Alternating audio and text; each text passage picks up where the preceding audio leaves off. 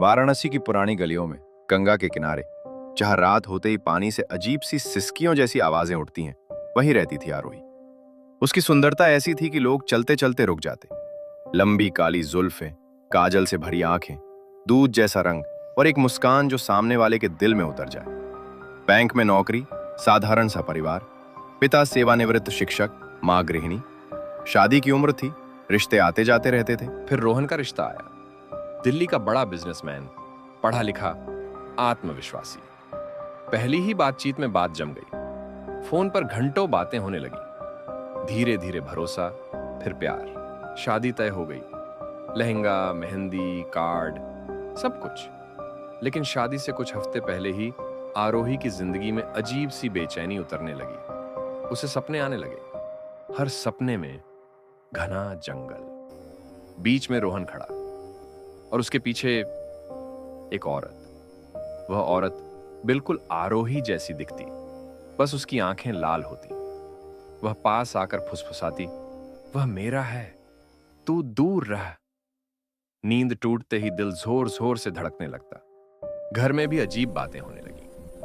आधी रात को पुराने जमाने का कोई गीत बजता हुआ सुनाई देता। मां कहती, मैंने तुझे रात में रसोई में खड़े देखा था, जबकि उस समय आरोही अपने कमरे में सो रही होती। एक रात पिता को ड्राइंग रूम में बैठे देखा गया। वह कुछ बुदबुदा रहे थे, चेहरा पीला, आंखें डरी हुई। एक शाम दफ्तर से लौटते समय ड्राइंग रूम के बड़े शीशे में आरोही ने देखा। उसकी परछाई उससे थोड़ी देर बाद हिल रही थी। आरोही ने घबराकर हाथ बढ़ाया। शीशा टूट गया। टूटे टुकड़ों में लाल आंखें चमकी। उसी रात रोहन का फोन आया। मैं कुछ दिनों के लिए बनारस के पास ही हूं, उसने सामान्य सी आवाज में कहा। एक जमीन के काम से। घर पर माता पिता हैं, इसलिए पास के एक गेस्ट अपार्टमेंट में रुका हूं। आरोही ने थोड़ी देर चुप रहकर पूछा, अभी मिलना जरूरी है? रोहन की आवाज में हल्की सी थकान थी। शादी से पहले बस थोड़ा समय साथ बिताना चाहता हूं। एक ही रात है। सब कुछ सामान्य लगा।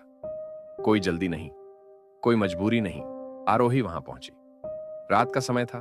अपार्टमेंट में हल्की सी पीली रोशनी फैली हुई थी। बालकनी के पास रोहन खड़ा था, पीठ उसकी ओर, बाहर शहर की जगमगाती लाइट्स को देखता हुआ। आ गई? उसने बिना मुड़े कहा। आरोही चुपचाप उसके पास गई। रोहन पलटा। दोनों की नजरें मिली। अगले ही पल वे एक दूसरे से लिपट गए, कसकर, जैसे लंबे समय बाद सुकून मिला हो। कुछ पल बाद रोहन ने धीमी आवाज में कहा, आरोही, मुझे तुमसे कुछ कहना है। उसकी आवाज में डर था। एक साया है, नाम है मोहिनी। वो मेरे पीछे पड़ी है, किसी को भी मेरे करीब नहीं आने देती, हर समय मेरे साथ रहती है।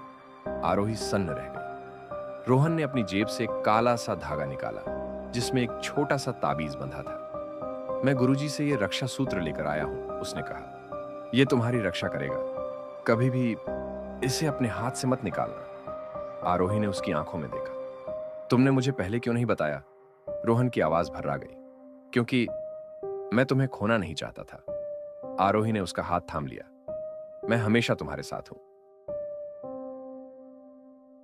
कुछ दिन शांति में बीत गए। फिर एक सुबह ऑफिस जाते समय आरोही को महसूस हुआ कि उसके हाथ से रक्षा सूत्र खुल चुका है। वो झुकी उसे बांधने के लिए, तभी सामने से कोई आया। एक स्त्री, अद्भुत सुंदर, लंबे खुले बाल, हल्की मुस्कान, लेकिन आंखों में कुछ ऐसा था जिससे रूह कांप जाए। वो थी मोहिनी। आरोही कुछ समझ पाती, उससे पहले ही मोहिनी ने उसकी आंखों में देखा, और अगले ही पल मोहिनी का साया आरोही के शरीर में प्रवेश कर गया। आरोही चीख भी नहीं पाई। उस दिन के बाद आरोही वहीं थी, लेकिन अब वो आरोही नहीं थी। अब उस शरीर में मोहिनी रहती थी।